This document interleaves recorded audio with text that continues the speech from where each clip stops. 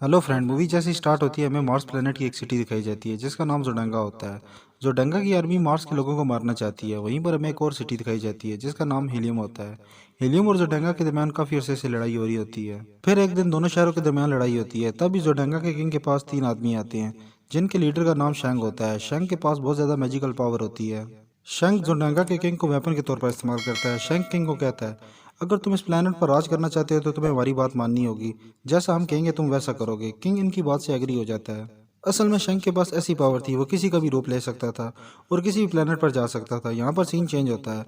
हमें planet earth दिखाया जाता है। वहाँ हम एक आदमी को देखते हैं जिसका नाम जॉन कार्टर है। जॉन एक पोस्ट ऑफिस जाता है। वहाँ अपने भतीजे को खत लिखता है जिसमें वो कहता है कि तुम जल्दी से यहाँ आ जाओ, मैं तुमसे मिलना चाहता हूँ। वहाँ पर कोई जॉन पर नजर रख रहा होता है। जॉन वहाँ लेटर पोस्ट करने के बाद वहाँ से चला जाता है। जब उसके भतीजे को ये लेटर मिलता है तो फौरन जॉन से मिलने आ जाता है। वहाँ उसे पता चलता है कि जॉन कार्टर की डेथ हो गई है, वो इस दुनिया में नहीं रहा। वो उस जगह जाता है जहाँ जॉन कार्टर की डेड बॉडी होती है। वो एक रूम था जिसे सिर्फ अंदर से ही खोला जा सकता है। जॉन कार्टर का आदमी इसे बताता है कि हमने इसकी डेड बॉडी को दफन नहीं किया क्योंकि इसकी आखिरी ख्वाहिश थी कि इसकी बॉडी को दफन ना किया जाए। वो आदमी जॉन के भतीजे को एक डायरी देता है और कहता है कि जॉन कार्टर की विश थी कि इस डायरी को सिर्फ मेरा भतीजा पढ़े। इस डायरी में जॉन ने लिखा होता है कि तुम उन सारी कहानियों पर यकीन करते थे जो बचपन में मैं तुम्हें सुनाया करता था, लेकिन अब तुम बड़े हो चुके हो, तुम्हें मेरी इस कहानी पर भी यकीन करना होगा जो मैं तुम्हें सुनाने जा रहा हूँ। और वो इस डायरी को पढ़ना स्टार्ट करता है जिसमें लिखा होता है कि आज से तकरीबन 13 साल पहले मैं एक सोने की केव ढूंढ रहा था, लेकिन उसे कर्नल के लोग पकड़ लेते हैं और कैदी बना लेते हैं। असल में वो जॉन कार्टर को अपने साथ शामिल करना चाहता था, लेकिन तब भी वहाँ पर कर्नल के दुश्मन आ जाते हैं जो कर्नल पर अटैक करते हैं। लेकिन जॉन कार्टर और कर्नल वहाँ से भागने में कामयाब हो जाते हैं। वो जाकर एक केव में छुप जाते हैं। ये वही सोने की केव थी जिसकी जॉन को तलाश थी। ये केव सोने से भरी होती है। तब वहाँ पर एक आदमी आ जाता है जो जॉन पर अटैक कर देता है। वो उसे मारने की कोशिश करता है लेकिन जॉन उसे ही मार देता है। वो आदमी शैंक का साथी था। जॉन जब इस आदमी को मार डालता है तो वो आदमी अपने गले में से एक डिवाइस निकाल कर एक्टिवेट कर देता है जिसमें ब्लू लाइट जलने लगती है और वो ऐसा से बोलता है बारजूम, लेकिन जॉन इससे वो डिवाइस ले लेता है और जॉन भी कहता है बारजूम, और ऐसा कहने पर जॉन वहाँ से गायब हो जाता है और एक और प्लेनेट पर आ जाता है जिसका नाम मार्स होता है। जॉन को कुछ भी समझ नहीं आती कि वो यहाँ कैसे आया और जहाँ यहाँ बहुत बड़ी बड़ी जंप लगाता है। असल में मार्स में ग्रेविटी बहुत कम होने की वजह से जॉन बड़ी बड़ी छलांगे मार रहा था। उसे इतनी बड़ी बड़ी जंप मारते हुए प्लेनेट के कुछ लोग देख लेते हैं। वो जॉन के पास आ जाते हैं। इस कबीले के लोग काफ़ी लंबे होते हैं। उन्हें टार्कस कहा जाता है। वो इंसानों की तरह बिल्कुल नजर नहीं आते थे। जॉन इनसे कहता है कि मैं वर्जीनिया से हूँ और मेरा नाम जॉन कार्टर है। वो लोग जॉन का नाम वर्जीनिया समझ लेते हैं। इनका लीडर जॉन को नहीं मारता क्योंकि वो बहुत बड़ी जंप लगा रहा होता है। ये लोग जॉन को पकड़कर अपने कबीले ले आते हैं। इससे वो एडवाइस ले लेते हैं जिससे जॉन यहाँ आया था। आसमान में जोडेंगा और हीलियम की फाइट हो रही होती है। हीलियम का किंग जानता है कि जोडेंगा के पास मैजिकल पावर है। इनको मारना बहुत मुश्किल है, इनका मुकाबला कोई नहीं कर सकता। जोडेंगा का किंग हीलियम के किंग से कहता है कि मैं तुम्हारी बेटी से शादी करना चाहता हूँ। अगर ऐसा हो जाए मैं तुम्हारे कबीले को कोई नुकसान नहीं पहुंचाऊंगा। यहाँ पर हीलियम का किंग राजी हो जाता है अपनी बेटी की शादी जोडेंगा के किंग के साथ करने के लिए, लेकिन उसकी बेटी एग्री नहीं होती। वो वहाँ से भागने लगती है।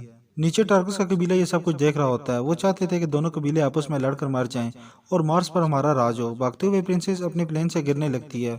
जॉन अपनी दूरबीन से ये सब कुछ देख रहा होता है तो वो लंबी लंबी जंप्स लगाकर प्रिंसेस को बचा लेता है। जोडेंगा का किंग ये देखकर जॉन पर अटैक करने वाला होता है। शंग उसे बोलता है कि ऐसा मत करो, मुझे ये आदमी जिंदा चाहिए। जोडेंगा का किंग जॉन को पकड़ने ही वाला होता है तो नीचे से टार्कस के लोग उन पर फायर करते हैं और जोडेंगा के किंग को वहां से भागना पड़ता है। टार्कस के लोग बहुत खुश होते हैं कि हम जंग जीत गए। वो जॉन से कहते हैं कि तुम हमारे लिए लड़ो, लेकिन जॉन इनकार कर देता है।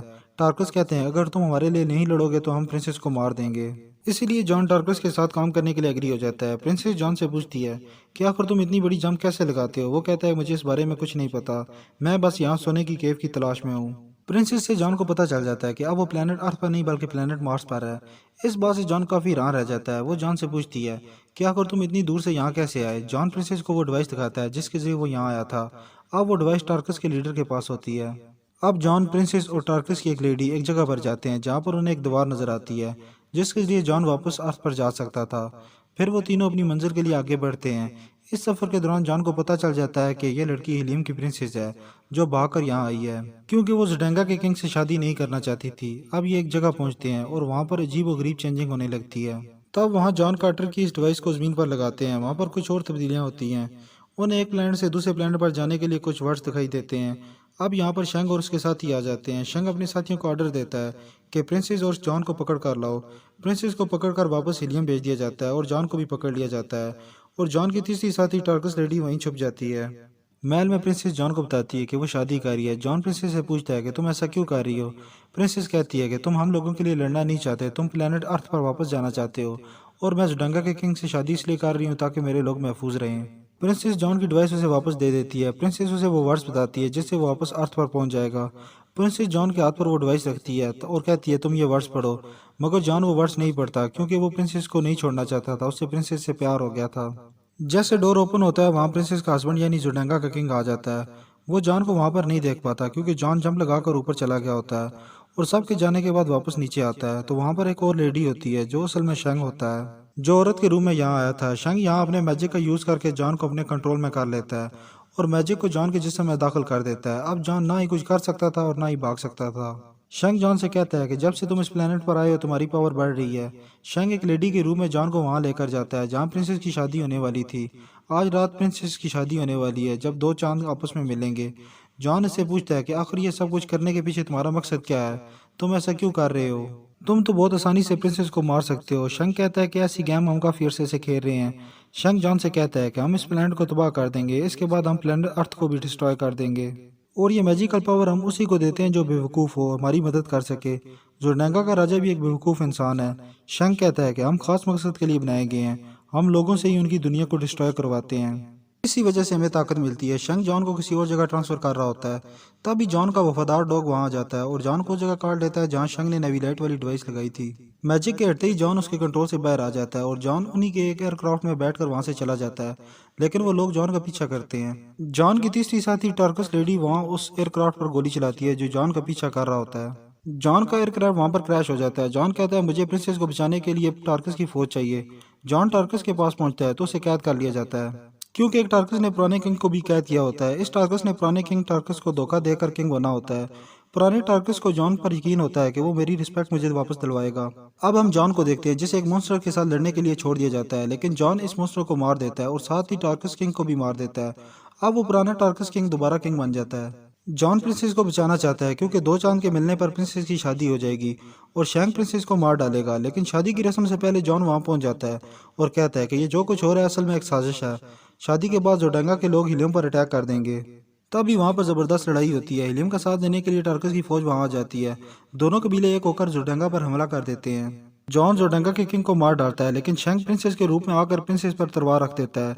लेकिन प्रिंसेस इसकी नेविलाइट वाली डिवाइस निकाल देती है, लेकिन शैंक बड़ी चालाकी से वो डिवाइस ले लेता है। जॉन उसे मारने ही वाला होता है तभी वहां से गायब हो जाता है। अब जॉन और प्रिंसेस की शादी हो जाती है। इसी रात शैंक किसी और रूप में आता है और जॉन की चेस्ट में हाथ रखकर कुछ वर्ड बोलता है जिससे जॉन अर्थ पर आ जाता है। जब जॉन की आंख खुलती है तो वो देखता है कि वो सोने की केव में है जहाँ से वो गया था, लेकिन वो अब मार्स पर जाना चाहता है क्योंकि उसकी वाइफ प्रिंसेस मार्स पर थी, पर उसके पास अब वो डिवाइस नहीं थी जिसके जरिए वो वापस जा सके।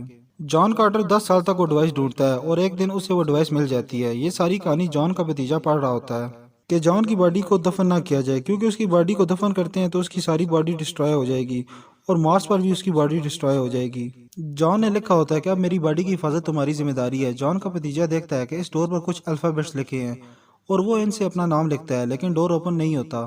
फिर वो अपना निक नेम लिखता है जिससे जॉन उसे बुलाया करता था। वो नाम लिखते ही डोर ओपन हो जाता है, लेकिन पीछे से एक आदमी आकर उसे मारने की कोशिश करता है, लेकिन उसी आदमी को कोई और गोली मार देता है और वो मर जाता है। जॉन का भतीजा देखता है कि जॉन जिंदा है। वो इस आदमी के पास जाता है जिसको उसने अभी मारा होता है और वो उससे वो डिवाइस ले लेता है जिससे वो प्लेनेट मार्स पर जा सके। और ये आदमी जो मरा है वो शैंग है जो रूप बदल कर यहाँ आया था। यहाँ पर शैंग जॉन को मारने आया था, लेकिन जॉन अपने मिशन में कामयाब हो जाता है। जॉन इस डिवाइस को लेकर एक जगह लेट जाता है और फिर से मार्स पर चला जाता है और यहाँ पर यह मूवी खत्म हो जाती है।